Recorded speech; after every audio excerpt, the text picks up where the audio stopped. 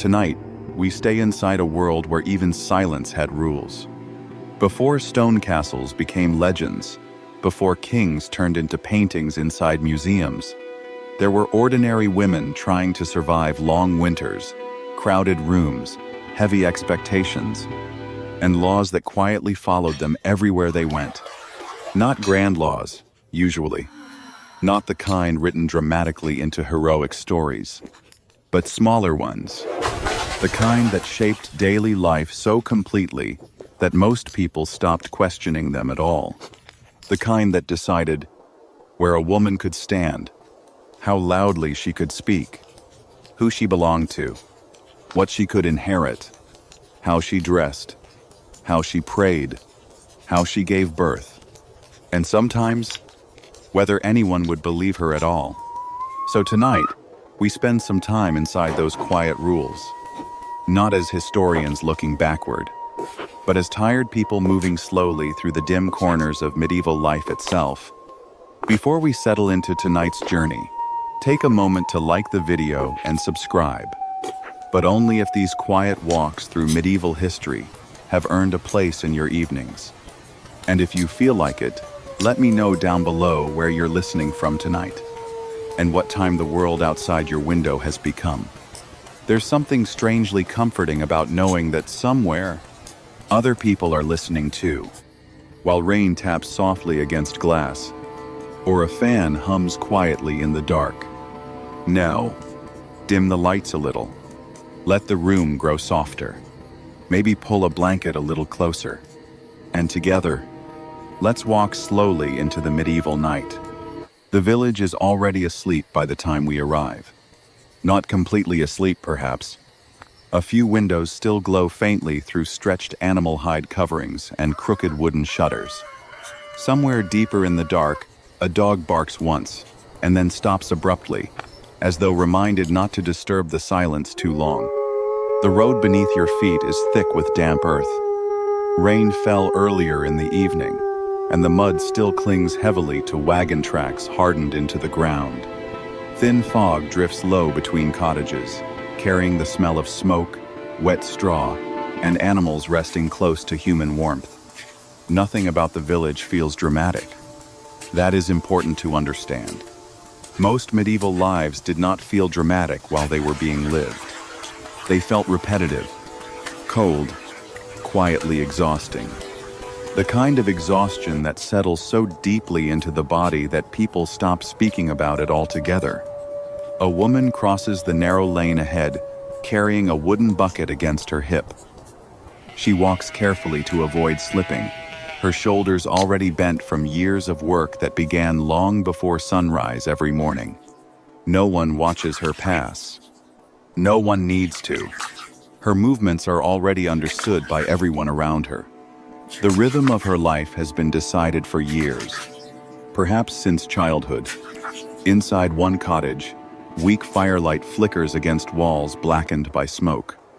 The room is small enough that nearly everything smells faintly of ash. Straw lies scattered across the floor to absorb moisture and waste. Damp wool hangs near the fire, trying unsuccessfully to dry. A man sleeps heavily near the wall. Two children curl beside him beneath rough blankets. And still awake near the fire sits a woman named Edith. Her hands continue moving even this late into the night. Mending. Always mending. A sock. A sleeve. A tear near the shoulder of a wool tunic. Her eyes burn from smoke and fatigue. But she keeps working because winter is approaching faster than anyone feels prepared for. In medieval life, work rarely ended, simply because darkness arrived. Darkness only made the work slower. Outside, church bells echo faintly through the fog. Not loud, just distant enough to remind everyone the monastery beyond the hill is still awake. Time itself belongs partly to the church here. People rise with bells, pray with bells, work with bells, fear God through bells. Even silence between sounds feels shaped by religion somehow. Edith pauses sewing for a moment and rubs warmth back into stiff fingers. She is not old, But medieval exhaustion often arrived early. Years of carrying water, grinding grain, washing clothes in freezing streams, surviving childbirth, enduring winters, sleeping poorly, and eating only enough to continue working had a way of slowly flattening the body. Not suddenly, quietly. The children sleep close together for warmth. The fire crackles weakly. Somewhere inside the walls, mice move softly through straw. And still Edith keeps sewing because laws did not need to stand visibly in front of medieval women to control their lives. Most laws lived inside routine, inside expectation, inside the quiet understanding that survival depended on obedience. Tomorrow morning, Edith will wake before dawn. She will prepare food before the men wake. She will fetch water, feed animals, scrub wooden bowls, repair clothing, watch the children, help in the field if needed. And if she complains too openly, or speaks too sharply, or appears too independent, people will remember. Medieval villages remembered everything, especially about women. The fog thickens outside. Rainwater drips slowly from the edges of thatched roofs. And further down the road, another woman walks carefully toward the chapel carrying a covered basket beneath her cloak. Her name is Agnes, older than Edith by perhaps 15 years. A widow, which means the village watches her differently now. Not openly cruel, perhaps, but cautiously. A woman without a husband unsettled medieval society in quiet ways. Because medieval law often understood women through male authority. Father, husband, brother, priest. A woman standing alone, too long in the world, made people uncomfortable. Agnes feels their eyes even when no one speaks. She keeps her head lowered as she walks. Inside her basket are candles she made herself from animal fat, and scraps of old wax collected from the church floor after services. She sells them quietly to survive. Not officially. Official permission belongs mostly to men. But survival often happened in the spaces between rules. At the chapel entrance, Brother Tomas opens the heavy wooden door just enough to let her inside. Warm candlelight spills briefly into the fog before the darkness swallows it again. Brother Tomas is tired too. Most monks were. The romantic image people sometimes imagine of peaceful medieval monasteries rarely included the cold, or the hunger, or the endless repetition. Prayer before dawn, labor after prayer, copying texts, silence during meals, winter drafts slipping endlessly through stone corridors. Even devotion could become exhausting when repeated every day for years beneath gray skies. Inside the chapel, Agnes places candles carefully near the altar. Her fingers tremble slightly from cold. Brother Tomas notices but says nothing. Conversation itself feels heavy tonight somehow.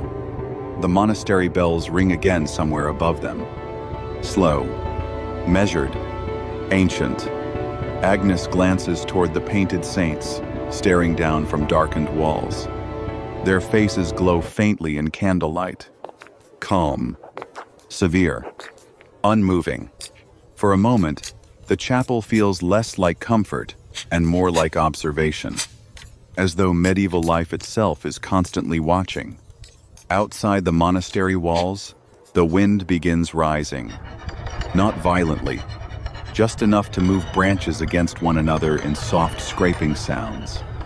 A traveler approaches the village road through drifting fog. His boots are soaked through. Mud clings thickly to the hem of his cloak. Travel in medieval Europe rarely felt adventurous. Usually it felt wet, lonely, dangerously uncertain. The traveler stops near a small roadside shrine where a candle flickers weakly behind cloudy glass. He removes his gloves slowly, flexing aching fingers. No inns nearby tonight. No warm certainty waiting ahead.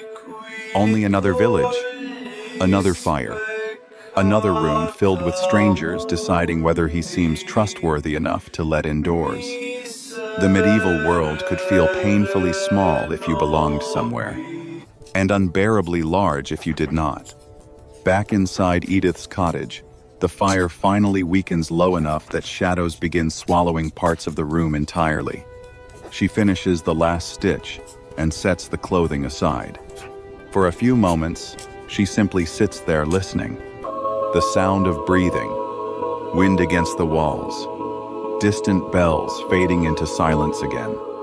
Her husband shifts in sleep. One child coughs softly, and Edith feels something she cannot quite name.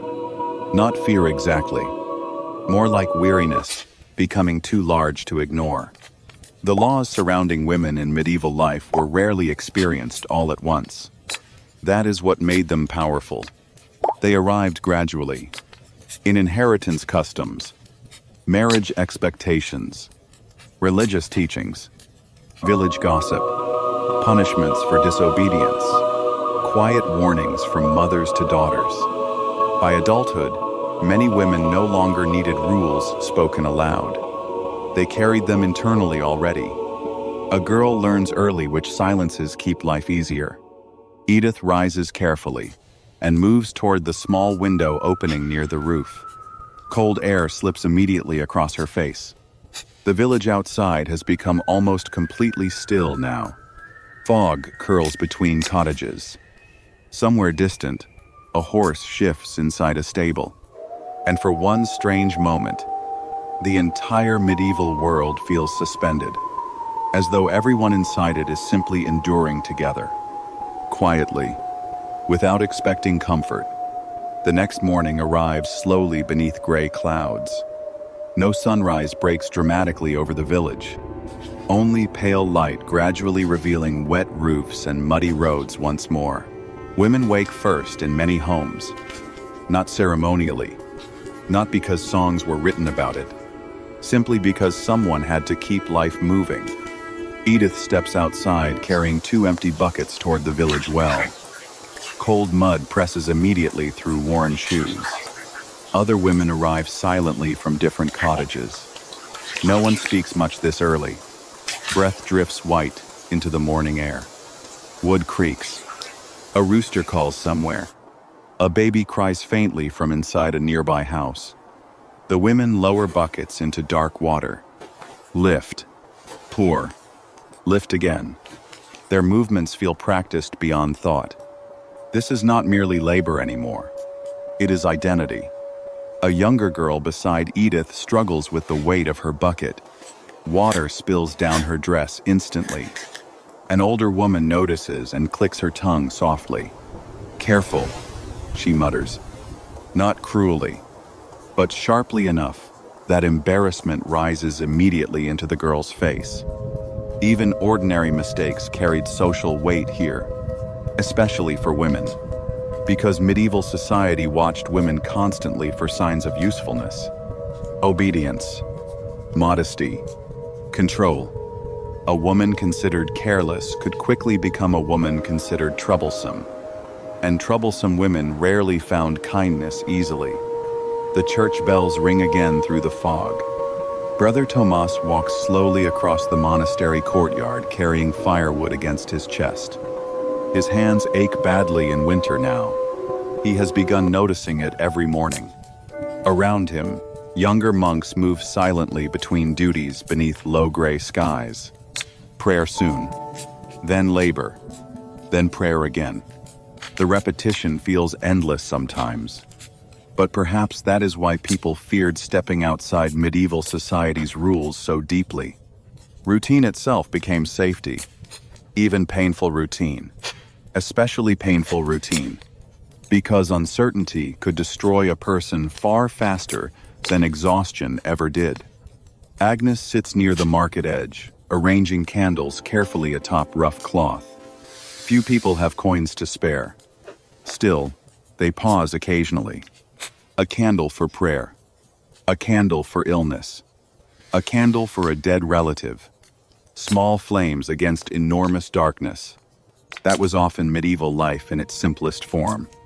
And as the village slowly wakes beneath smoke-colored skies, something else begins moving quietly beneath the surface too. Not rebellion, not revelation, just a growing heaviness.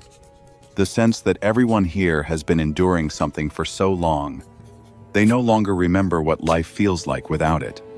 And somewhere beyond the fog, the bells continue ringing, as though the world itself is reminding them to keep going, even if they are already tired beyond words. By afternoon, the village has become quieter somehow, not truly silent. Medieval villages were never completely silent. There were always small sounds living underneath the day.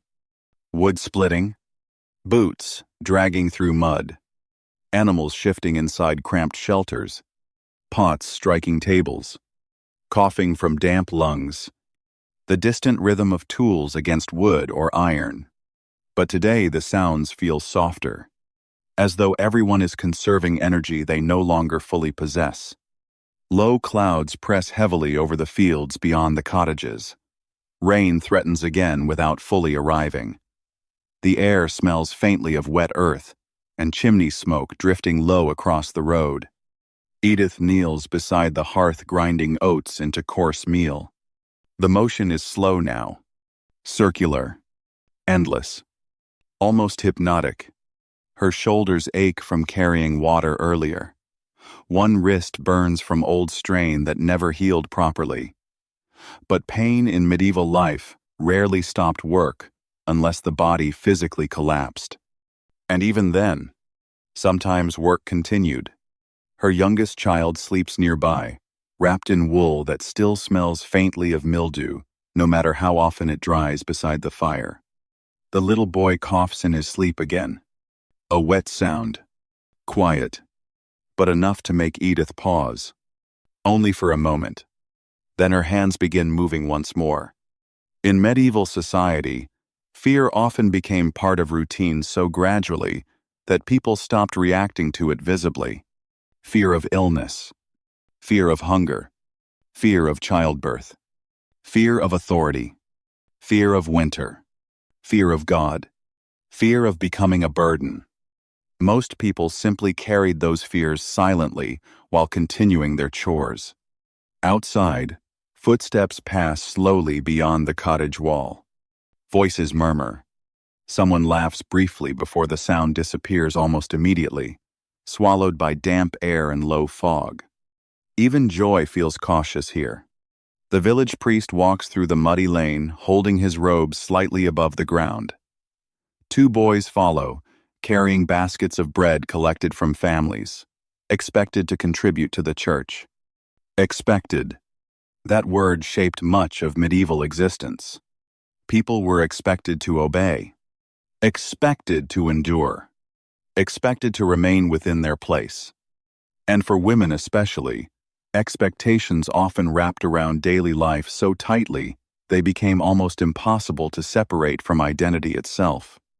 Edith remembers her mother teaching her to lower her eyes when speaking to certain men. Not because kindness required it, because safety did. A woman remembered as respectful might survive hardship more easily. A woman remembered as difficult could quickly find herself isolated. The priest stops briefly near Edith's cottage. She hears his voice through the thin wall. Gentle, measured, tired. Even authority sounds exhausted here. When he moves on, the room somehow feels colder than before. Edith rises stiffly and hangs the cooking pot above the fire. Smoke curls upward into the dark beams overhead before slowly drifting back down again. Most medieval homes breathed smoke constantly. Walls absorbed it, clothing absorbed it, hair absorbed it. People carried the smell of fire with them everywhere. Sometimes after long winters, even skin seemed to smell faintly burned. The child coughs again, this time longer. Edith glances toward him and feels the familiar pressure growing quietly beneath her ribs. Not panic. There is rarely enough energy for panic anymore. Just dread. Slow. Heavy. Patient. Outside the monastery walls, Brother Tomas walks beneath covered stone corridors lined with flickering candles. Cold gathers differently inside monasteries. Not sharp like winter wind, but deep, stone cold. The kind that settles gradually into joints and never fully leaves. His sandals scrape softly across worn floors, polished smooth by generations of monks repeating the same movements over centuries. Prayer, labor, prayer, silence, sleep, repeat. Some monks once arrived believing monastery life would bring peace, but routine itself could become its own form of confinement after enough years passed. Brother Tomas pauses beside a narrow window, overlooking the village below. Fog drifts across rooftops. Thin smoke rises into gray skies. From this distance, the village almost appears peaceful, but he knows what exists inside those cottages. Exhaustion. Arguments spoken quietly after dark. Children buried too young. Women carrying endless labor without complaint, because complaint solved nothing. Men drinking heavily when harvests failed. People praying not because faith always comforted them, but because they feared what might happen if they stopped. Brother Tomas closes his eyes briefly. The bells will ring again soon. Everything always continues. That may have been the heaviest truth inside medieval society. Not suffering itself, but continuity. The fact that suffering still expected you to wake before dawn tomorrow. In the market square, Agnes wraps her cloak tighter against growing wind. Fewer customers arrive now. People save what little they own for winter.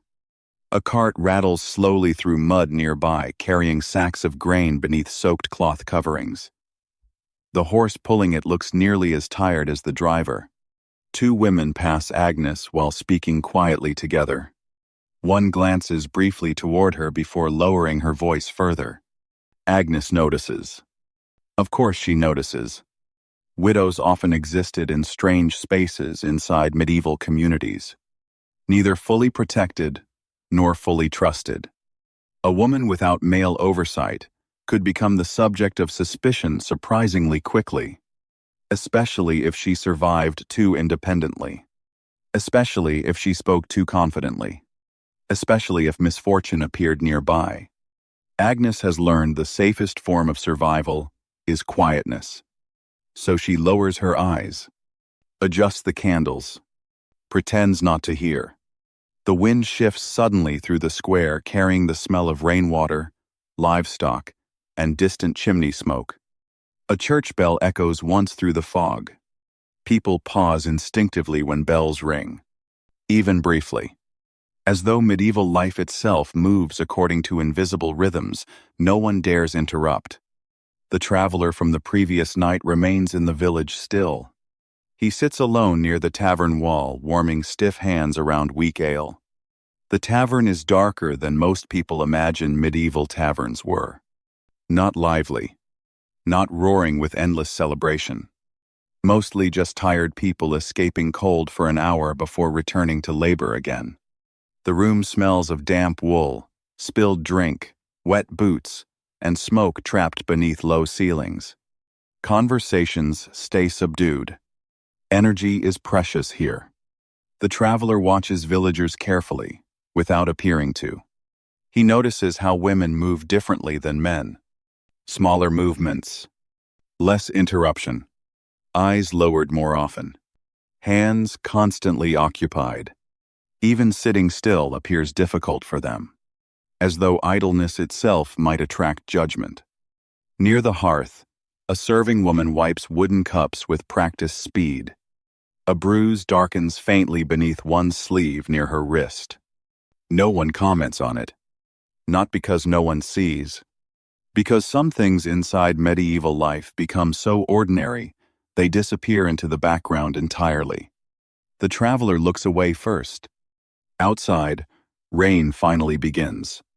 Soft at first, then steadier against rooftops and wooden shutters.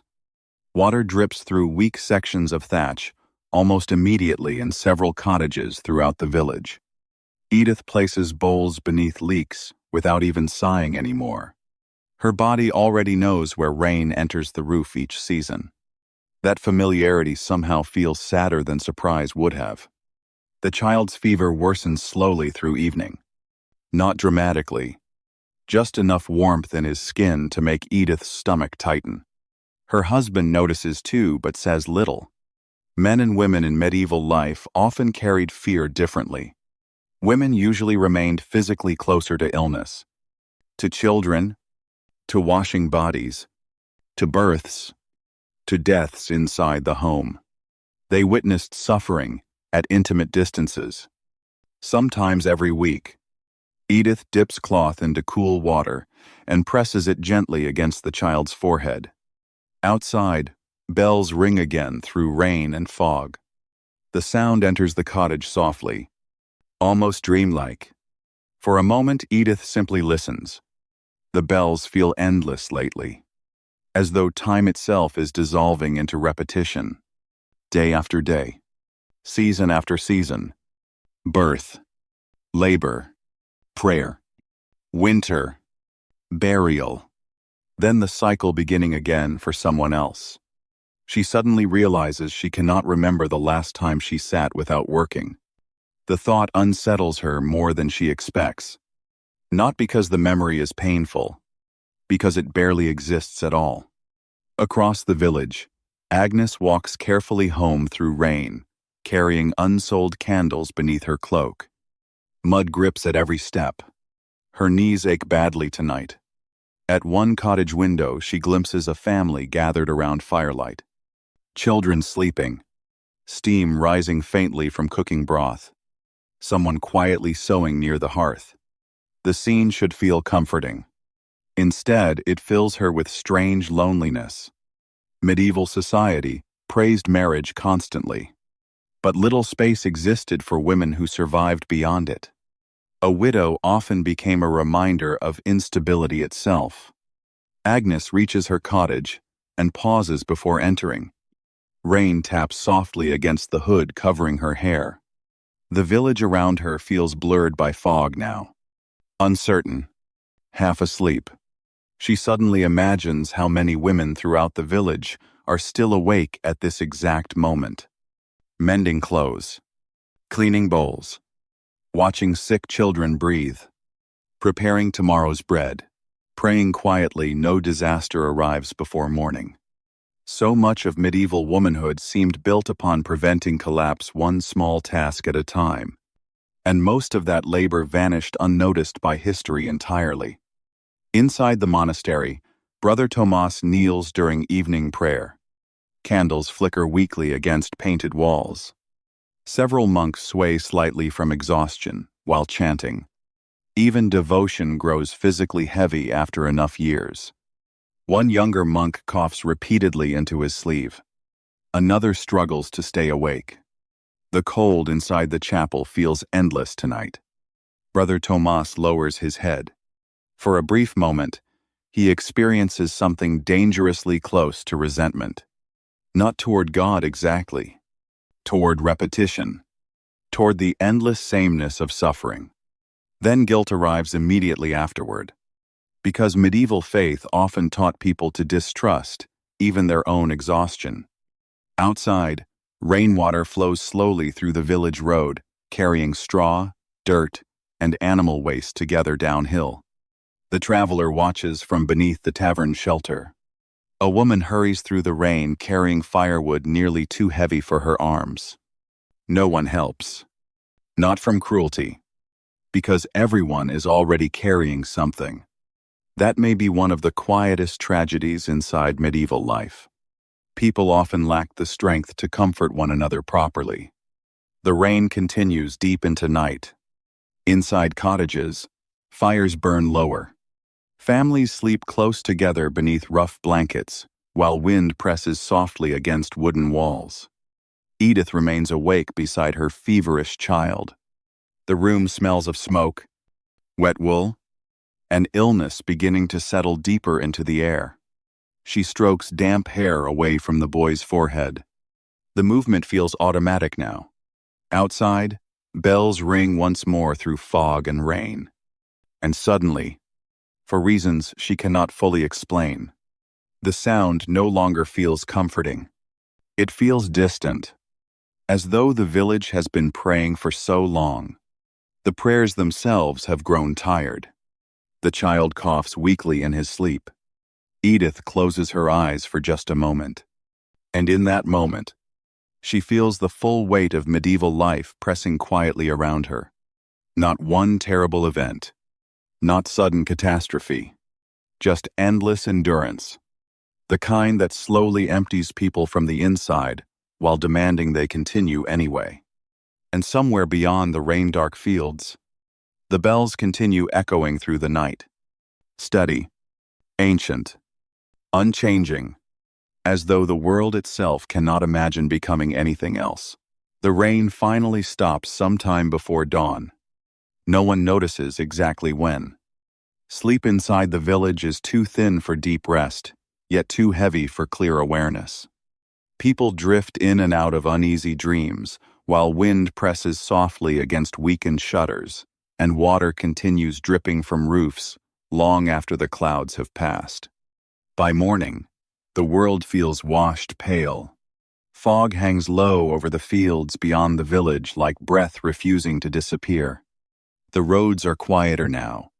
Even the animals seem slower. Edith has not truly slept. She sits beside the hearth wrapped in a wool blanket that no longer holds warmth very well. The fire has nearly collapsed into ash, and the room smells faintly sour from damp clothing, drying too slowly beside weak heat. Her son's fever has settled deeper during the night. Not violently. There are no dramatic cries, no desperate thrashing, only heat lingering inside a small, exhausted body. The boy barely wakes now. Sometimes medieval suffering arrived loudly, but often it arrived softly enough that people continued their routines beside it. Edith presses fresh water against his forehead again. Her movements feel strangely calm. Beyond exhaustion, there is sometimes another state entirely. A kind of emotional numbness that settles over people who no longer possess energy for fear. Outside, church bells ring through the fog once more. Slow, measured, unchanging. Edith listens carefully this time. Not with comfort, almost with distance, as though the bells belong to another life entirely now. Her husband leaves early for work despite the child's condition. There is hesitation in his posture before he opens the door. But hesitation does not feed families. So he lowers his head against cold wind and disappears into gray morning fog without speaking much at all. The door closes, and Edith is alone again. The silence afterward feels enormous. Across the village, smoke rises weakly from cottage roofs into pale skies. Women carry water through mud hardened slightly by cold air overnight. Men move toward fields and workshops beneath heavy cloaks darkened by moisture. Everything continues. That is perhaps the strangest thing about medieval life. The world rarely paused for personal grief. Brother Tomas walks slowly through the monastery courtyard, carrying a basket of firewood against his chest. His knees ache badly this morning. The younger monks move around him quietly beneath dripping stone arches. One sweeps rainwater from the chapel entrance. Another feeds chickens near the garden wall, where winter vegetables struggle weakly in dark soil. No one speaks much. Words feel unnecessary lately. The monastery itself seems tired. Candles burn lower than usual to preserve supplies. The walls smell permanently of smoke and cold stone. Even prayer sounds thinner somehow. Brother Tomas pauses near the bell tower staircase. For a moment he simply watches fog moving slowly beyond monastery walls. The village below appears half vanished beneath gray mist. He imagines the people waking there. Women already working. Children already cold. Old laborers forcing stiff hands into another day. And suddenly he feels something dangerous again. Not doubt exactly. Just a quiet awareness that suffering has become so ordinary here. People no longer recognize how heavy it truly is. The bells ring again overhead. Brother Tomas closes his eyes briefly before continuing onward. Agnes sits alone inside her cottage, trimming candle wicks beside weak morning light. Her hands move slower now than they once did. The years announce themselves through small betrayals. Stiff fingers, aching knees, poor sleep, fatigue lingering longer after ordinary tasks. On the table beside her rests a small loaf of dark bread, wrapped carefully in cloth to keep it from drying too quickly. Food must last. Everything must last. Outside her window, village life drifts quietly onward through fog. A woman passes carrying laundry. Two boys run briefly through mud before an older voice shouts for them to stop. A cartwheel creaks somewhere beyond sight. Agnes listens to these sounds with strange tenderness today, perhaps because she knows how fragile ordinary life really is. In medieval society, people disappeared constantly. Illness, winter, childbirth, accidents, hunger. One week a person existed inside daily routine. The next week their tools belonged to someone else. And the world continued almost immediately. Not from cruelty, from necessity. The traveler leaves the village shortly after sunrise. No one asks him to stay. Villages often regarded strangers carefully, especially during difficult seasons. He walks slowly along the muddy road, disappearing gradually into drifting fog beyond the fields. His boots remain soaked. His shoulders remain bent beneath cold. Travel still feels uncertain. But perhaps uncertainty exists everywhere now.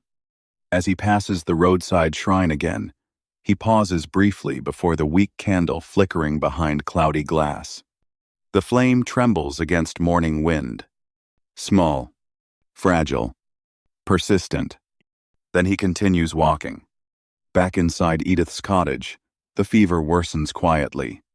Her son breathes shallowly now beneath wool blankets, smelling faintly of smoke and damp straw. Edith sits beside him, almost motionless. At some point during the long night, exhaustion carried her beyond panic entirely. Now there is only waiting. She hears village sounds outside. Footsteps, buckets, distant chopping wood, church bells again. Life continuing beyond the walls. The realization feels strangely isolating. Medieval women often experienced suffering privately, inside homes, beside beds, near fires slowly dying into ash. So much emotional labor vanished into silence because survival allowed little space for collapse. The child opens his eyes briefly. Edith leans closer immediately, but he only whispers something she cannot fully understand before drifting again into fevered sleep. For a moment, she simply watches him breathe. The room feels dim despite daylight outside. Smoke gathers along ceiling beams. Rainwater still drips occasionally through weakened thatch into bowls placed carefully beneath leaks. The cottage suddenly feels very small. Not physically, emotionally, like a life slowly narrowing around necessity. Outside, several women gather near the well, speaking quietly together. One mentions illness spreading through another nearby village. Another crosses herself instinctively. The conversation moves on almost immediately afterward. People cannot afford to linger too long inside fear. Fear must coexist beside chores. Brother Tomas arrives at Edith's cottage near evening, carrying herbs wrapped carefully in cloth. Not because he believes they will certainly heal the child, but because medieval people often continued trying small comforts, even when certainty no longer existed. Edith thanks him softly and steps aside. The monk enters slowly. The cottage smells immediately of sickness, smoke, wet wool, and exhaustion. He has smelled this combination many times before. Too many times. The child barely stirs while Brother Tomas kneels beside him. For several moments, no one speaks. The only sounds are crackling firewood and distant wind against the walls. Then quietly, almost apologetically, Edith asks if God grows tired of hearing the same prayers repeated endlessly. The question hangs heavily in the dim room. Brother Tomas lowers his eyes, because he has wondered something similar himself. Not whether God tires, whether people do, whether souls can slowly wear thin beneath years of endurance. But medieval faith leaves little room for openly spoken exhaustion. So after a long silence, he answers gently, "We continue because we must." The words settle softly into the room, neither comforting nor cruel, simply true. Outside, darkness begins returning across the village. Fog thickens again between cottages. Windows glow faintly through smoke-colored evening air. The bells ring once more across the fields. Steady, ancient, endless. Brother Tomas leaves shortly afterward, disappearing slowly into the gray evening mist. Edith remains beside the child alone. The fire burns low. The room grows colder. And somewhere deep inside herself, she begins understanding something she has avoided for years. The laws medieval women obeyed were not only written by churches or lords or husbands. Some were written by exhaustion itself, by survival, by endless repetition, by lives so consumed with enduring, there was barely space left for imagining anything else. Outside the cottage, villagers continue preparing for another night. Doors close. Animals settle. Candles flicker behind shutters. Ordinary life continues carefully through darkness once again. And perhaps that is the quietest sadness of all. Not that medieval life was constantly tragic, but that people learned to survive inside hardship so completely, they stopped expecting comfort altogether. Late into the night, Edith finally opens the small window near the roof again. Cold air drifts softly across her face. The village beyond has nearly disappeared into fog now. Only scattered lights remain visible. Small distant flames trembling quietly against enormous darkness. For a long time, she simply watches them. No tears. No dramatic realization. Only tiredness too deep for language. The bells echo one final time through the sleeping village. And tonight, for the first time, they sound less like guidance, and more like something fading slowly away. The fire collapses softly into ash. Fog moves gently between cottages. Somewhere far beyond the fields, wind passes through bare winter trees. And inside the quiet medieval night, life continues. Slowly, heavily, almost silently, until even the bells themselves seem to disappear into the dark.